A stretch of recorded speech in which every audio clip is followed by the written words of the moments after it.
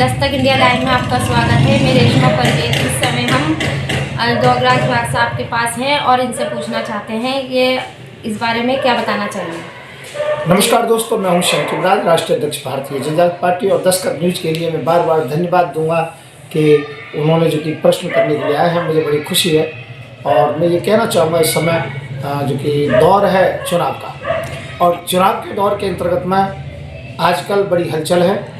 और जितने भी पत्रकार हैं ये सब अधिकतर बीजेपी के बिके हुए हैं, सोशल मीडिया को छोड़कर। हम जानना चाहते हैं कि कुछ खबरें सूत्रों से इस तरीके की हैं कि आप खुद बिके हुए हैं और आपने जो किसी पार्टी से पैसे ले लिए, आप उसके वोट काटने काम कर रहे हैं। मुझे लगता है कि आपने जो मोदी मीडिया है उसका जो भी पक्ष ले लिया है। मैंने कहा सोशल मीडिया बिकी नहीं है, मोदी मीडिया केवल इलेक्ट्रॉनिक जो बड़ी टीवी सिटी है वो बिकी हुई है। पर मैं इस बात पर ध्यान ना देते हुए मैं एक बात कहना चाहूँगा कि आज की जो राजनीति है, विकास के मुद्दे जिन कहाँ चले गए।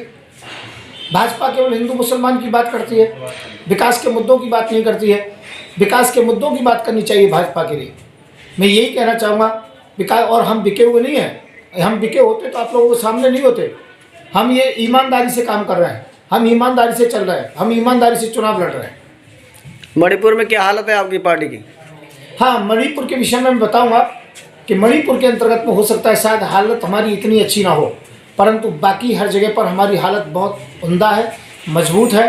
गोवा में ठीक है, उत्तर प्रदेश में हम अपनी सरकार बनाएंगे, उत्तराखंड में हमारी बैसाखी लगेगी। हम जो कि कोशिश करेंगे कि हमारी सरकार जो कि पंजाब में भी बने। मगर मणिपुर में ही भाजपा की हालत पतली है, तो आपकी भी वहाँ पतली है, इसका क्या वजह है? वहाँ जो क्षेत्रीय इकाई हैं और क्षेत्रीय जो पार्टी है उनमें जो कि अच्छा दम लग रहा है, और उसमें ज़्यादा हमने इंटरेस्ट नहीं लिया, क्योंकि इस समय उत्तर प्रदेश के यदि चुनाव ना होते तो मणिपुर में हम सरकार बना जाते। परंतु मणिपुर में इसीलिए हम पीछे रह गए थोड़े से, क्योंकि सरकार वहाँ पर और कोई बनाएगा, स्थानीय जो कि पार्टियाँ बनाएंगी।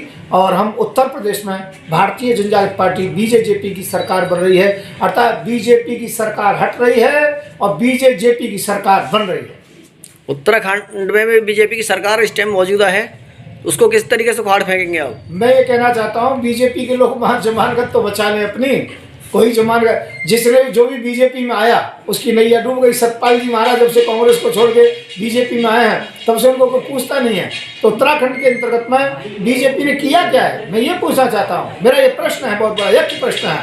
वहाँ बिजली बनती है, बिजली महंगी है, वहाँ पर रोड नहीं है, वहाँ पर पानी नहीं है, वहाँ पर बिजली नहीं है, वहाँ पर लोग पलायन कर रहे हैं, वहाँ पर शहर के अंतर्गत में बस रहे हैं लोग। वहाँ पर औद्योगिक क्रियाएं क्यों नहीं है, वहाँ रोजगार क्यों नहीं है, वहाँ पर गरीबी क्यों है, भुखमरी क्यों है।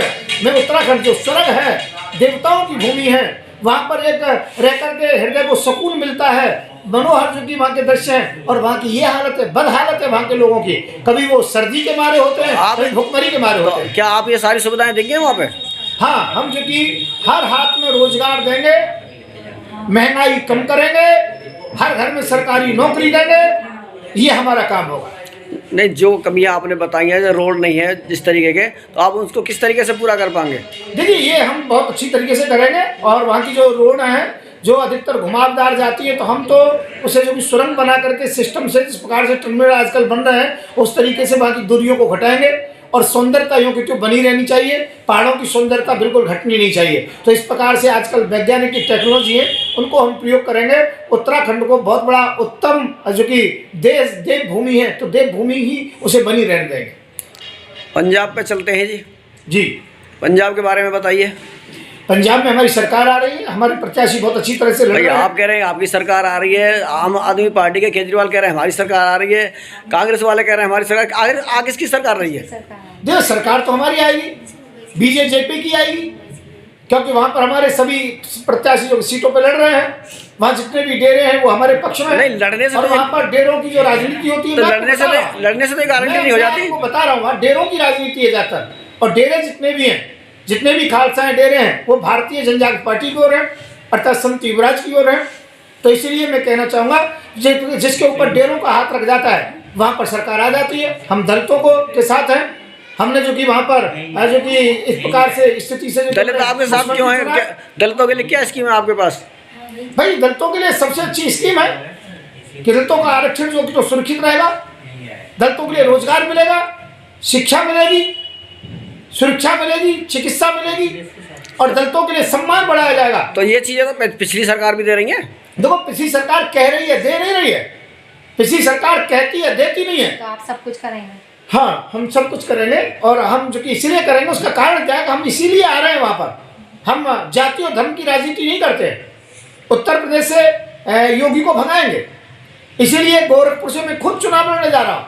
हालांकि मुझे धमकी मिली है कि यदि आप गोरखपुर से चुनाव लड़ोगे तो रेप का केस में आपको अंदर कर दिया जाएगा, आसाराम बना दिया जाएगा। उसकी रिकॉर्डिंग मेरे पास तो है। रेप के केस तो आप पे पहले भी लग चुके हैं। हाँ, ये बीजेपी लगाती है। बीजेपी के टाइम में 18 केस लगे मेरे ऊपर, 2-3 बार अंदर भी गया हूँ। मैं ये कहना चाहता हूँ क्यों, क्योंकि मैं गऊ को रक्षा की बात करता था। मैं कहता था गऊ को राष्ट्रीय पशु घोषित कर दो, जिससे कि हिंदू मुसलमान की दरार समाप्त हो जाए। मैं कहता था बीफ बंद हो जाए, जो विदेश गाय का मांस जाता है। भाजपा वाले भेजते हैं, मोदी जी गाय का मांस बेचते हैं, मुसलमानों को बदनाम करते हैं। मोदी जी रोजाना 10,000 से ऊपर गायों की हत्या करवा करके उनका गाय का मांस विदेश भेजते हैं। मुसलमान एक गाय मार देता, उसे मार देते। गोवा के अंदर गाय पे पाबंदी है। मैं ये कहना चाहता हूँ है या नहीं है, परंतु मेरी सरकार, हमारी सरकार आएगी, भारतीय जनजागृति पार्टी बीजेपी की सरकार आएगी, तो मैं ये कहना चाहता हूँ प्रतिबंध होगा। इसमें कोई नाराज होने की बात नहीं है, इसमें कोई मुसलमान और हिंदू की बात नहीं है। गाय सबको दूध देती है और जो दूध देती है, दूध जिसका पीते वो सबकी माँ होती है, उसमें दिक्कत क्या है? तो इसलिए मैं कहना चाहूँगा, नहीं, मैं ये पूछना चाहता हूँ, जब गाय पे पाबंदी उत्तर प्रदेश के अंदर है तो गोवा में क्यों नहीं है? उत्तर प्रदेश में कहाँ पाबंदी है बताइए? नहीं। कई घटनाएं होती हैं। अब बीफ जा रहा है जो कि कई जो कट्टी घरों से, मैं बता देता हूँ आपको, साहिबाबाद से जा रहा है, अलीगढ़ से जा रहा है, आपको जो कि उन्नाव से जा रहा है। कितने कट्टी घर बता दूं? योगी की संरक्षता में जा रहे हैं, योगी को टैक्स मिल रहा है। योगी ने पहले कहा कोई भी मांस की दुकानें बंद होंगी, बाद में कहा जो लाइसेंस जिसका है कट्टी घरों का वो जो कि चलेंगे। मैं ये कह रहा हूँ उनमें हत्या नहीं होती क्या? ये संत का जो चोला है, मैं कह ढोंगी है, पाखंडी है, केवल राजनीतिक बातें करते हैं। हम साधु हैं, हम महात्मा हैं। वो खुद मुख्यमंत्री बनना चाहते हैं, अखिलेश खुद मुख्यमंत्री बनना चाहते हैं, परिवारवाद है। और यहाँ हम दूसरों को मुख्यमंत्री बनाते, प्रधानमंत्री बनाने की बात करते हैं। हम समाज का भला करना चाहते हैं।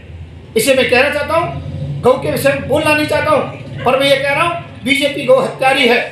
कोई शंकराचार्य की आवाज़ नहीं उठती है, कोई मैन श्रीमंत बोलता नहीं है, हम बोलते हैं, इसलिए अंदर बार बार जाते हैं। आप कहते हैं योगी के सामने यदि आप लड़ोगे तो रेप के केस में अंदर जाओगे। अरे जाएंगे तो जाएंगे, पर योगी को हरा करके मारेंगे। यदि दम है तो योगी बच रहे हमसे किसी प्रकार से, चाहे योगी के लिए चंद्रशेखर साथ में उसके आ जाए, चाहे ओवैसी आ जाए, पर सबको हम परास्त कर देंगे। हम योगी को घर में घुस करके हराएंगे, इस बात का ध्यान रखें।